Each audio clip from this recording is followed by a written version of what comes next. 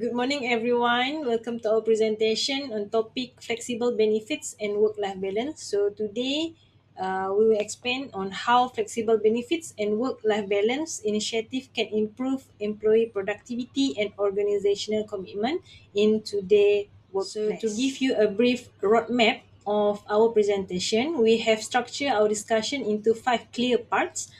We will start with introductions, move into main discussions surrounding core strategies, and present a case study, and wrap up with our conclusion and reference. So today's speech will guide you through our foundational introductory ideas and the main strategic tools.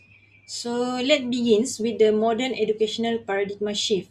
So modern education require us to move away from rigid legacy management practice and move toward a system built entirely on professional autonomy and trust. So when we empower educators with autonomy, they naturally become more creative, innovative, and impactful in the classrooms. So this shift is backed by global empirical proof from the OECD TALIS 2024 report.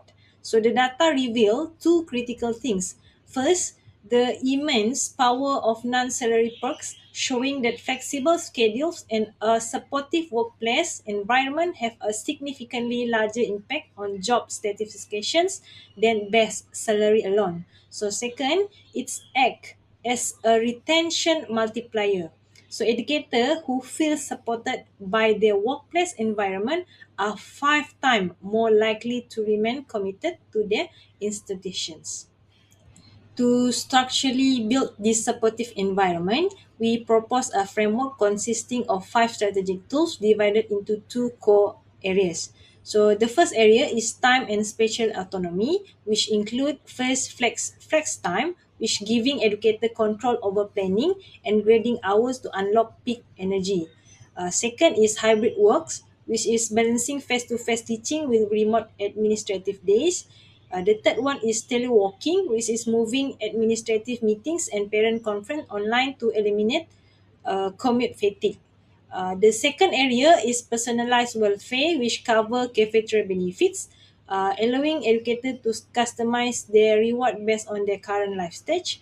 And last is employee wellness, which is investing directly in teachers' mental and physical health. So let's look closer at our first tool, which is flex time. So the core strategy here is giving educator autonomy over when they complete non-teaching tasks, such as grading and lesson plan. So this allows them to align their heaviest cognitive workloads with their peak cognitive hour. So the proven academic impact is substantial. So Dr. Alan Kosek research proved that psychological control over schedule lowers mental exhaustion and spark classroom creativity.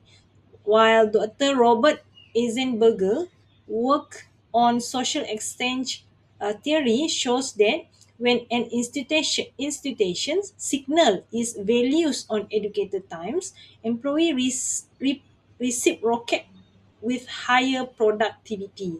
And Dr. Tammy Allen established that eliminating time conflict between home and work directly drive job satisfactions and drop turnover intentions. So, an excellent real world example is the Ministry of Education of Singapore have their flexible work arrangement, which allow adjusted reporting times or remote works on days where teachers have no active classes or on-site mandatory duties. Our second tool is hybrid works. So a flexible employment model blending traditional on-site work with remote works. So structurally, organization usually implement this in three ways. First, a fixed or scheduled hybrid model. Second, a flexible or choice based model. And the third one is remote first or office first approach. So the operational impact of hybrid work address the exact point we want to champion. The first is location flexibility because it overcomes geographical barrier, letting educator works productively when from anywhere deep side distant and constraint. Deep side distant constraint. And then zero learning disruptions. It ensures students never fall behind in their lesson, even when teachers are away or on external school business or official duties. And the third one is teach driven connectivity, that it use digital communication tools and technology to seamlessly bridge the gap between teachers and the so next is teleworking. The core strategy here means shifting non-classroom administrative interactions such as parent-teacher conference or department meetings and professional development entirely to digital platforms. So, a landmark meta-analysis is published in the Journal of Applied Psychology provide the academic proof that demonstrating that teleworking significantly reduce role stress and work-family conflicts. So in real term, it remove distant constant and prevent burnout by eliminating unnecessary travel and late night on campus meeting. So this directly build the supportive environment mentioned in the OECD Thalys 2024 report. For instance, if a teacher has urgent official training outside the schools, they can still check their student progress or run a tutorial remotely. So ensuring seamless continuity to student so student never fall behind. Moving into personalized welfare, our fourth tool is cafeteria benefits. So these strategies move away from one size fit all compensation by providing a fixed pools of benefit credits. So staff then use this credit to choose their own personalized perks from a customized menu based on their current life stage. So the academic proof that longitudinal study in personal psychology shows that cafeteria style plan trigger an immediate massive spike in benefit satisfactions and organizational attractions. So behaviorally, it leveraged room expectancy theory, which established that reward only motivate employees if they are usually value them. So a concept known as valence. So giving teachers control over their rewards satisfies the non-salary condition that keep them at their schools. So a great example of this impact is seen during the month of May, where we are celebrating our Teachers' Day in Malaysia, when corporate partnerships allow cafe and major companies to offer 30s to 50% discount to educator when they present their official Ministry of Education or school ID card at the checkout. So our final tool is employee wellness. The core strategy focus on the collective effort, programs and policies and organization put in the place to look after the overall health of its workers. It goes beyond just giving them a paycheck, but it is about ensuring the employees are happy, healthy, and energized enough to do their job effectively without sacrificing their personal lives. So, true employee wellness rests on three pillars. The first one is physical health, which is providing a safe, comfortable working environment, clean facilities, and actual time to eat and rest. So the second one is mental and emotional health, which offering proactive psychological support like counseling, access, or dedicated stress relief. They so staff don't hit a wall of exhaustions.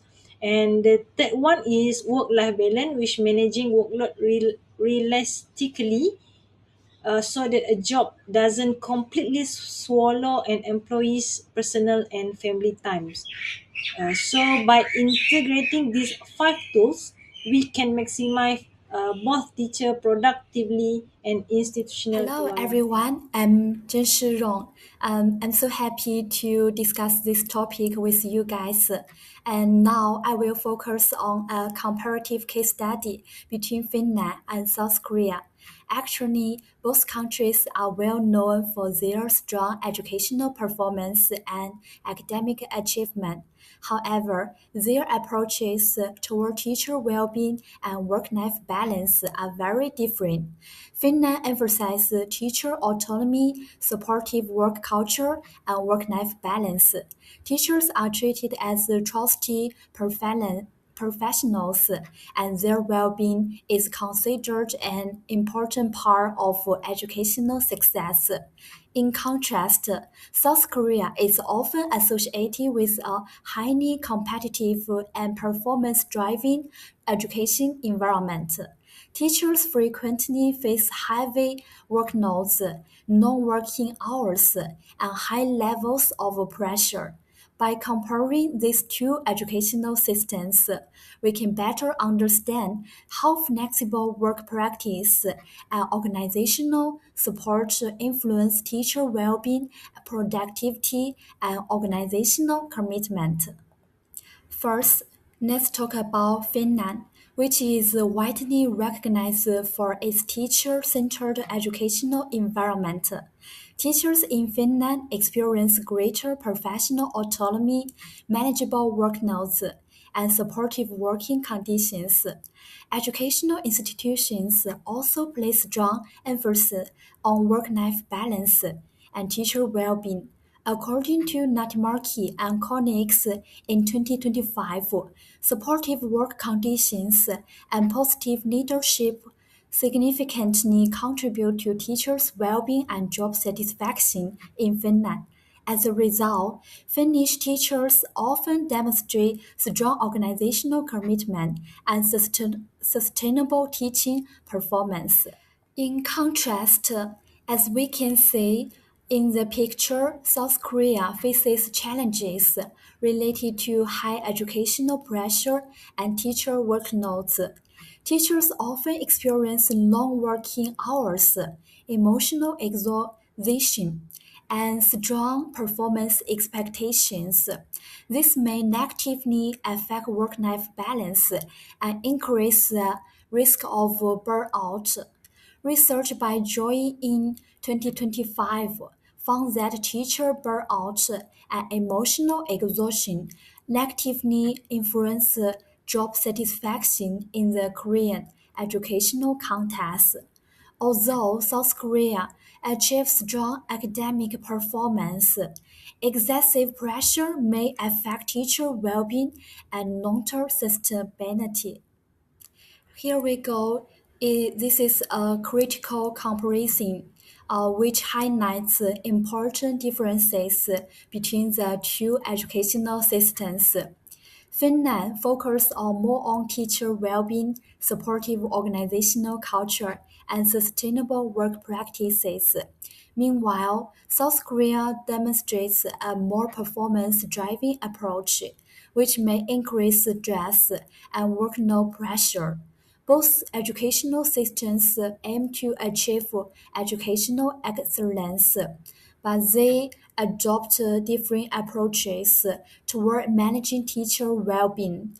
This comparison demonstrates that sustainable educational success requires a balance between performance expectations and teacher well-being. Here we have a conclusion. As you can see, flexible benefits and work-life balance initiatives play an important role in improving teacher well-being, productivity, and organizational commitment. Supportive human resource practices such as flexible scheduling, wellness programs, and professional support help teachers feel more motivated, valued, and committed to their institutions. Our comparative case study also demonstrates that educational excellence should not come at the expense of teacher well-being. Therefore, educational institutions should prioritize teacher well-being as both an organizational strategy and an ethical responsibility. In a word, healthy teachers create healthy learning environments.